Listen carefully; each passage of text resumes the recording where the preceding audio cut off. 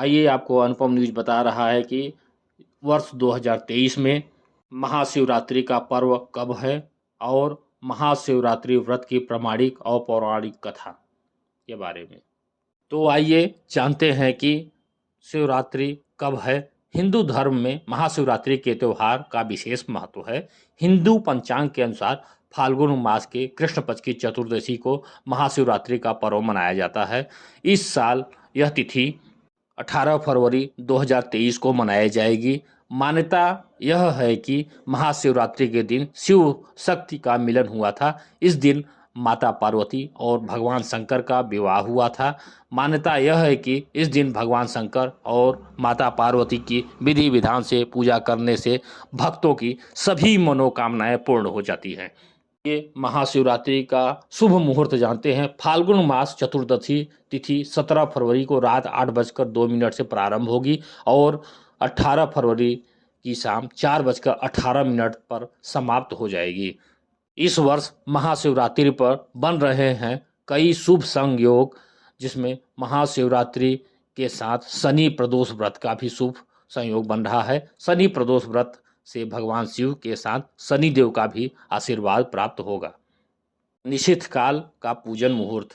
निशिथ काल का अर्थ रात्रि के 8वें मुहूर्त से है। यह समय 18 फरवरी को देर रात 12:09 से प्रारंभ होगा और 19 फरवरी को रात 1 बजे तक रहेगा।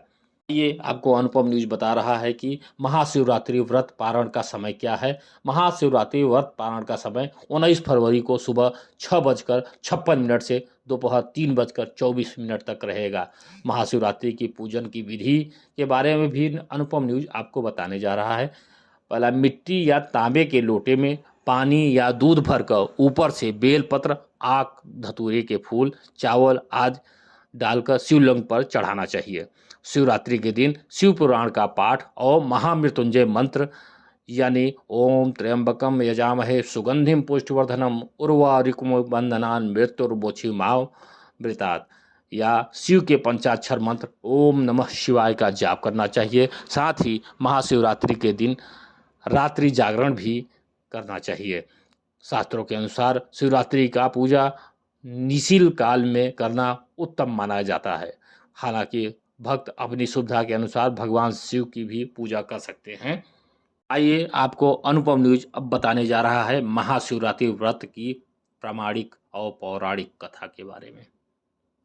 पूर्व काल में चित्रभानु नामक एक शिकारी था। जानवरों की हत्या करके वह अपने परिवार को पालता था। वह एक साहूकार का कर्जदार था, लेकिन उसका ऋण समय पर न चुका सका। क्रोधित साहूकार ने शिकारी को शिव मठ में बंदी बना लिया। संयोग से उस दिन शिवरात्रि थी। शिकारी ध्यान मग्न होकर शिव संबंधी धार्मिक बातें सुनता रहा।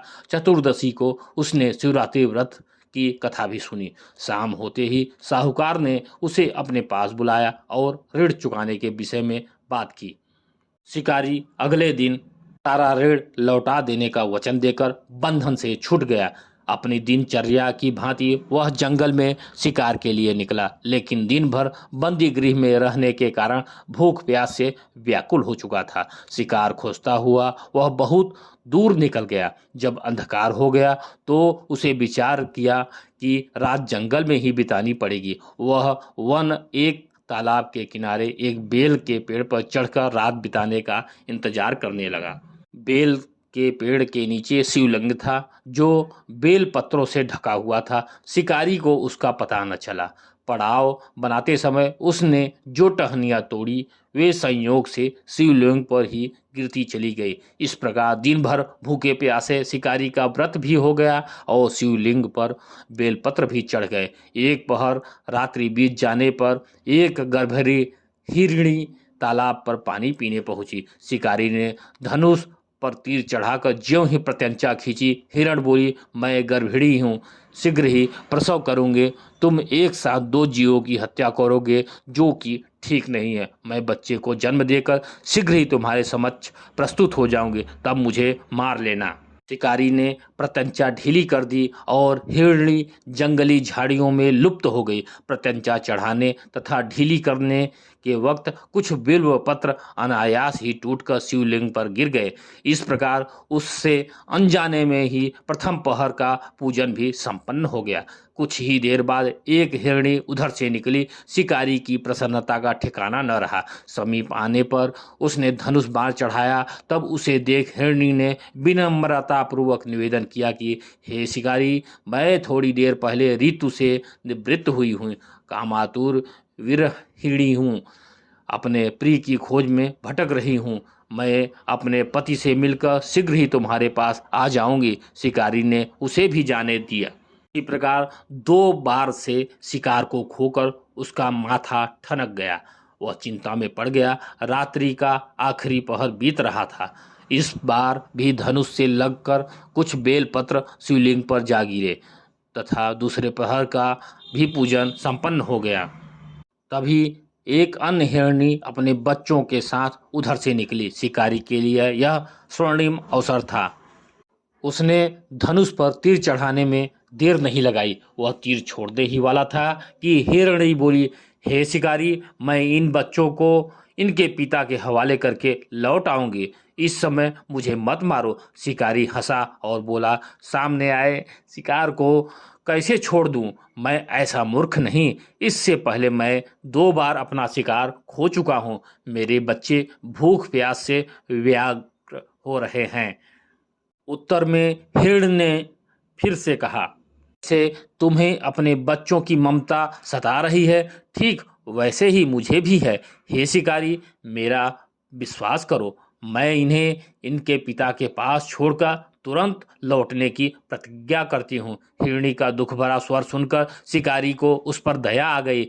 उसने उस मृगी को भी जाने दिया। शिकारी के अभाव में तथा भूख प्यास से व्याकुल शिकारी अनजाने में ही बेल वृक्ष पर बैठा बेलपत्र तोड़ तोड़ कर नीचे फेंकता जा रहा था। पौ फटने हुई तो एक हिष्ट पुष्ट मृग उसी रास्ते पर आया। शिकारी ने सोच लिया कि इसका शिकार वह अवश्य करेगा। शिकारी ने तनी प्रत्यंचा देखकर मृग विनीत स्वर में बोला, हे शिकारी, यदि तुमने मुझसे पूर्व आने वाले 3 मृगियों तथा छोटे छोटे बच्चों को मार डाला है तो मुझे भी मारने में विलंब न करो, ताकि मुझे उनके वियोग में एक क्षण भी दुख न सहना पड़े। मैं उन हिरणियों का पति हूँ। यदि तुमने उन्हें जीवन दान दिया है तो मुझे भी कुछ क्षण का जीवन दान देने की कृपा करो। मैं उनसे मिलकर तुम्हारे समक्ष उपस्थित हो जाऊंगा। मृग की बात सुनते ही शिकारी के सामने पूरी रात का घटना चक्र घूम गया। उसने सारी कथा मृग को सुना दी। तब मृग ने कहा, मेरी तीनों पत्नियां जिस प्रकार प्रतिज्ञाबद्ध होकर गई हैं, मेरी मृत्यु से अपने धर्म का पालन नहीं कर पाएंगी। अतः जैसे तुमने उन्हें विश्वास पात्र मानकर छोड़ा है, वैसे ही मुझे भी जाने दो। मैं उन सब के साथ तुम्हारे सामने यथाशीघ्र ही उपस्थित होता हूँ। शिकारी ने उसे भी जाने दिया। इस प्रकार प्रातः हो गई।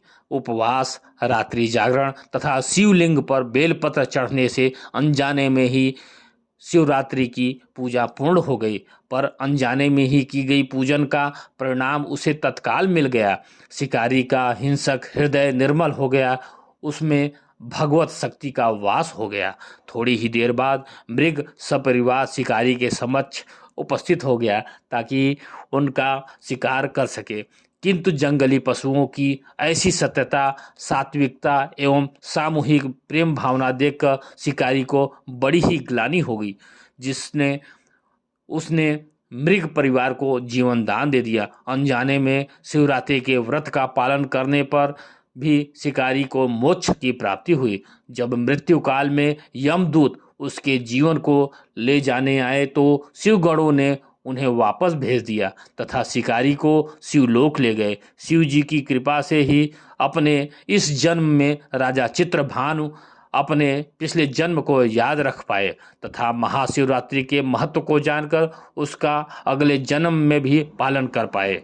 आइए अब आपको यह अनुपम न्यूज बता रहा है शिव कथा का क्या संदेश है, जानते हैं विस्तृत पूर्वक।